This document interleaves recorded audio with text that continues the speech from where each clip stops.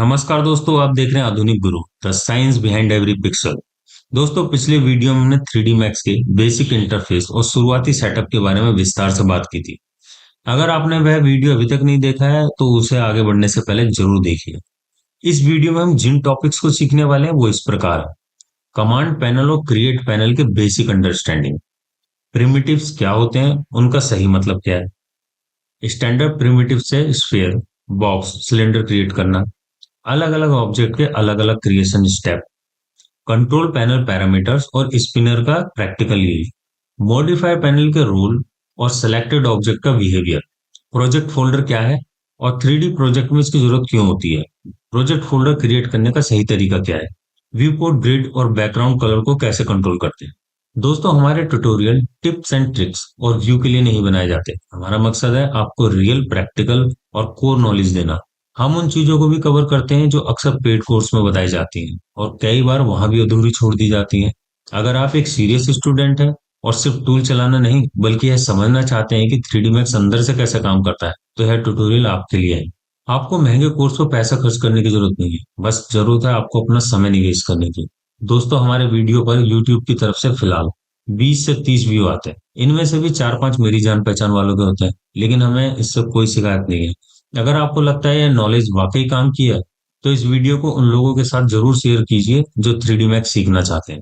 तो दोस्तों, अब हम सबसे पहले कमांड पैनल से ऑब्जेक्ट क्रिएट करना सीखते हैं। आप कमांड पैनल और मेन्यू बार दोनों से 3D ऑब्जेक्ट बना सकते हैं।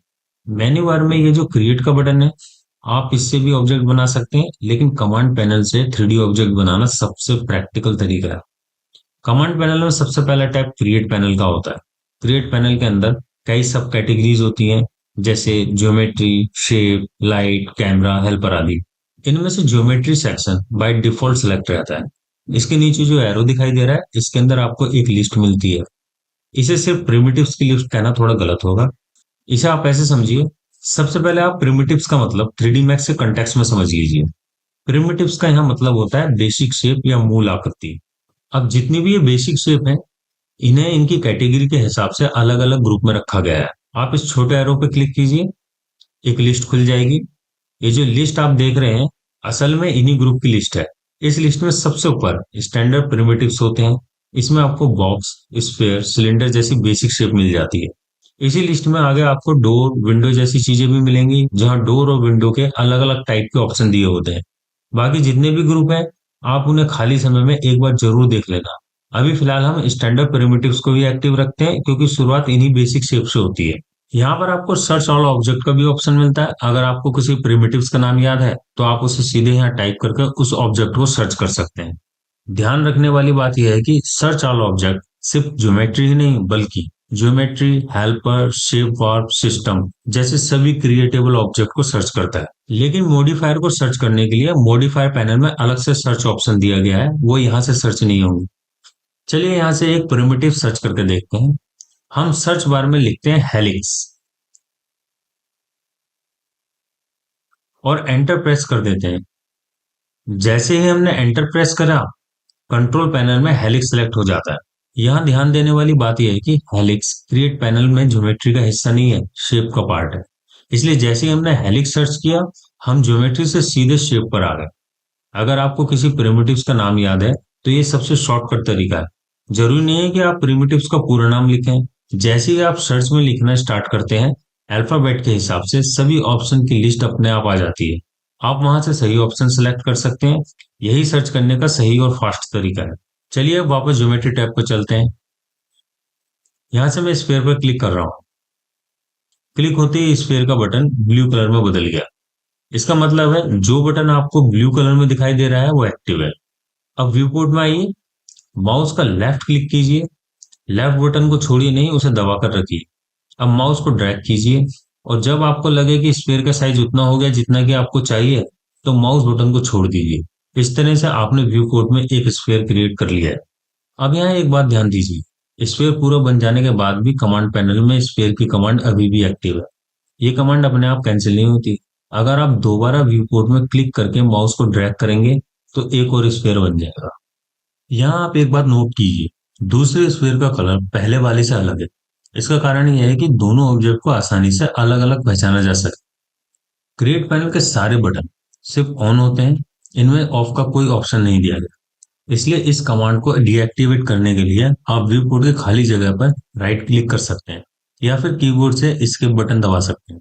जैसे कि हमने देखा, हमने स्फीयर को एक्टिव किया, माउस को व्यू पोर्ट में लाए, लेफ्ट क्लिक के साथ ड्रैग किया, फिर लेफ्ट बटन को रिलीज किया तो स्फीयर बन गया। लेकिन 3D मैक्स में सभी ऑब्जेक्ट एक जैसे स्टेप के साथ क्रिएट नहीं होते। अब इसे एक एग्जांपल से समझते हैं। चलिए देखते हैं बॉक्स कैसे बनता है। सबसे पहले बॉक्स को एक्टिव कीजिए, व्यू पोर्ट में क्लिक कीजिए, लेफ्ट बटन दबा के रखिए और माउस को ड्रैग कीजिए। जैसे ही आप माउस का लेफ्ट बटन रिलीज करेंगे, बॉक्स की हाइट कमांड एक्टिव हो जाएगी। अब माउस को थोड़ा ऊपर की ओर मूव कीजिए और जब हाइट सही लगे तो एक बार फिर लेफ्ट क्लिक कर दीजिए। इतना करते ही बॉक्स की हाइट कमांड डीएक्टिवेट हो जाएगी और पूरा बॉक्स बन जाएगा। अब व्यू पोर्ट की खाली जगह पर राइट क्लिक कीजिए ताकि बॉक्स कमांड पूरी तरीके से डीएक्टिवेट हो जाए। अब चलिए सिलेंडर बनाते हैं। सिलेंडर बटन को एक्टिव कीजिए, व्यू पोर्ट में आइए, लेफ्ट माउस बटन दबाकर रखिए और माउस को ड्रैग कीजिए। इससे सिलेंडर का रेडियस डिसाइड हो जाएगा। अब लेफ्ट बटन रिलीज कीजिए, रिलीज करते ही सिलेंडर की हाइट कमांड एक्टिव हो जाएगी। अब माउस को थोड़ा ऊपर की ओर लाइए और जैसे हाइट फाइनल हो जाए एक बार फिर लेफ्ट क्लिक कीजिए। व्यू बोर्ड में जब भी हम कोई ऑब्जेक्ट क्रिएट करते हैं तो उस ऑब्जेक्ट से जुड़े हुए पैरामीटर कंट्रोल पैनल में खुल जाते हैं। इन पैरामीटर की मदद से हम ऑब्जेक्ट की फाइनल वैल्यू डालकर उसका सही साइज और शेप तय करते हैं। काम करते समय एक बात हमेशा ध्यान रखिएगा, जो ऑब्जेक्ट सिलेक्ट होगा कंट्रोल पैनल में सभी पैरामीटर उसी ऑब्जेक्ट के होंगे। अभी यहाँ सिलेंडर सिलेक्ट है, इसलिए कंट्रोल पैनल में जो भी पैरामीटर दिख रहे हैं वो सभी सिलेंडर से ही रिलेटेड है। अब मैं यहाँ पर सही वैल्यू डालकर सिलेंडर की शेप को ठीक कर देता हूँ। सिलेंडर का रेडियस हम 10 कर देते हैं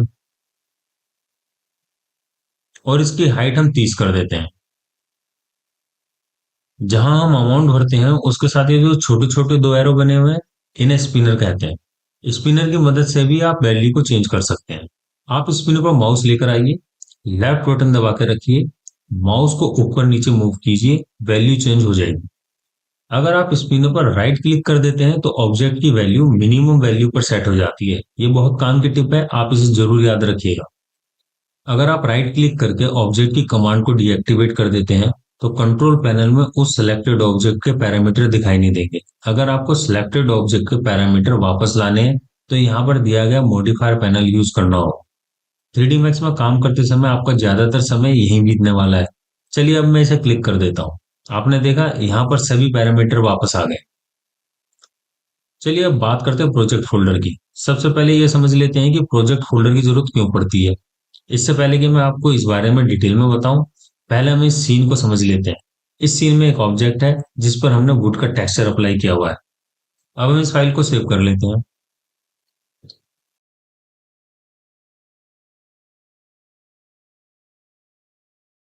चलिए अब उस फोल्डर में चलते हैं जहां हमने ये मैक्स फाइल सेव की थी।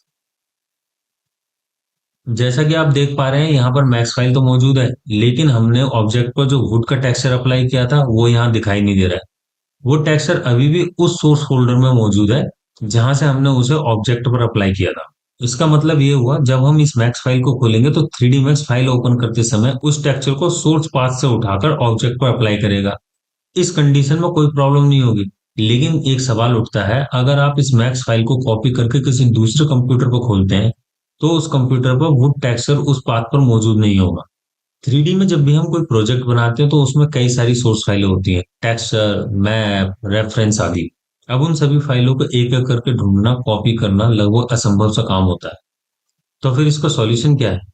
इसका सॉल्यूशन बताने से पहले मैं आपको एक जरूरी बात बताता हूँ कि आखिर मैक्स फाइल असल में क्या होती है। दरअसल मैक्स फाइल के अंदर कोई 3D मॉडल डायरेक्ट बना हुआ नहीं होता।